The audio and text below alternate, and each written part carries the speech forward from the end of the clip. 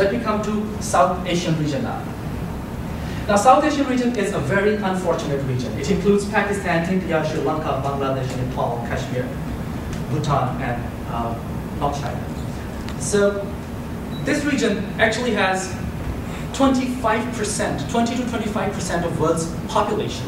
At the same time, it houses 43% of the world's poverty.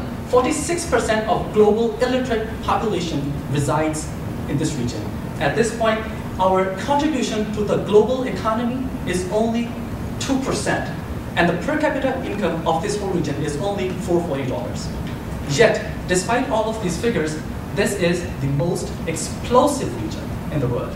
China is a nuclear power. India is a nuclear power. Pakistan is a nuclear power.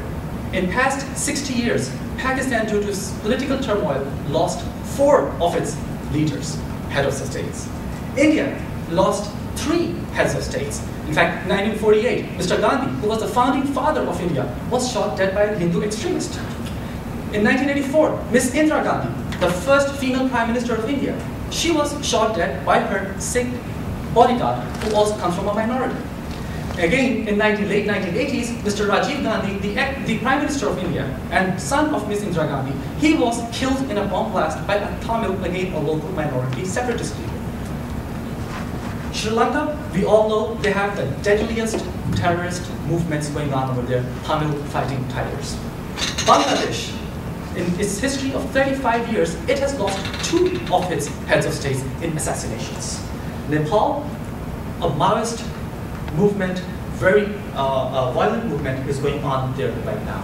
And Kashmir, we already are discussing it. So this is a very explosive region over here.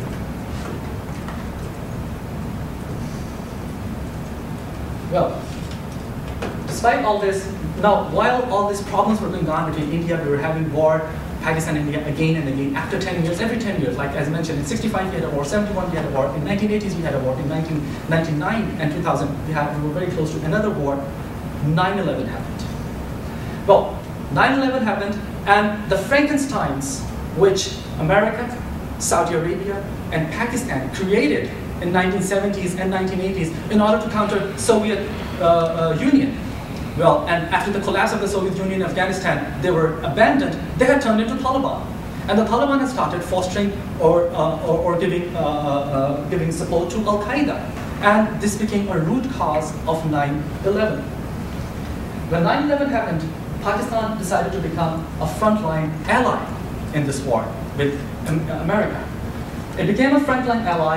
It invested its all intelligence resources, its military power, its air bases, and our internal security apparatus into this war. In other words, America's war became Pakistan's war. So in 2001, Pakistani army, Pakistani government, they decided to go against the Taliban in Afghanistan. Well, this resulted in an insurgency movement in Pakistan. The hardline Islamists in Pakistan revolted against Pakistani government and Pakistani military for supporting Americans in Afghanistan. And this resulted in an insurgency that we had never seen before, not even in wars with India. But some of the losses, this Pakistan is a small, poor country. Our total GDP is $200 billion, that's it. We lost $40 billion in 8 years, $40 billion. Which is close to 40% of our national annual GDP. Our foreign investment went down, our national image is tarnished, nobody's ready to now invest over there. We have killed, there have been some achievements, we have killed in these 8 years 15,000 terrorists. We have arrested 2,500 Taliban. We have arrested 1,000 Al-Qaeda members and handed them over to the US. At the same time, the losses. We lost Benazir Bhutto, who was our prime minister. The first female prime minister, not only of Pakistan, but of the whole Muslim world. But because she was liberal, because she was a Pakistani, and because she was supporting this war on terrorism, she was assassinated in daylight.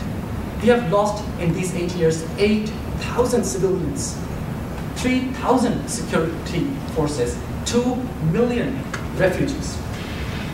Just in last year, we had 2,500 attacks in Pakistan in one single year. 2,300 civilians died in Pakistan last year alone. I'll tell you about a few of the attacks. Again, there are a lot of pictures which I can show you over here, but because for the discretion of the audience, you can just go online and watch them yourself. This was the Prime Minister, and of course, 2 years ago she was assassinated, and it was, most of the people must know about it. Now, this is a picture from a market. Let me tell you about the kind of activity which the terrorists are taking out in Pakistan. The first picture was from a market which was frequented by children and women. So the terrorists, they went there, and the guys, they blew themselves up. 30 women and children died. And after that, what they did was, they went to the hospital where the victims were being taken, and another suicide was taking place over there, in the hospital.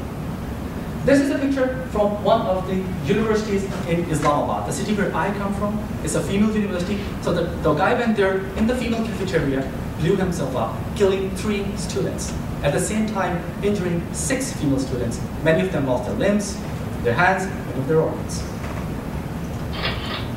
Marriott, Islamabad, same again, my city. A terrorist attack there killed 70 people in just one night. 70 people. And, well, again, I'll mention one more attack which took place just in December last year, on just a 10-minute drive from my house. Muslims, they offer their weekly prayers on Friday. So the guys went there while people were offering their prayers, and they started shooting everywhere. 2 of the guys blew themselves up. Then they threw hand grenades over there, and according to some of the eyewitnesses, they took the people, got hold of their hands, and shot them right there. The purpose of explaining all of this problem is that this is a very different kind of animal that we are dealing with. And there is a misconception in the whole world that Islamic hardliners are targeting the West. The people who are being worst hit by hardliners are the liberal, moderate Muslims. Look at Iraq. 1 million civilians have died. Look at in Afghanistan. 100,000 civilians have died since 9/11. And in Pakistan, I've shown you the statistics. So the moderate liberal Muslims are the ones being most hurt, badly targeted by the hardliners. But again, I would say we are winning this war. I showed you the statistics. We have killed 25,000 of them. We might be able to eliminate all of them very soon. But again, it might be a very long war as well. And at this point, we need help. We need help from the UN, we need help from the US, we need help from the European Union, from NATO, and above all, we will need help from India in order to counter terrorism. What we need most, I would say, is help from India in order to counter terrorism. And what we need least at this point is harassment by any big power that they're going to blow us up. So here comes my position. First position is on first issue, which is the terrorism.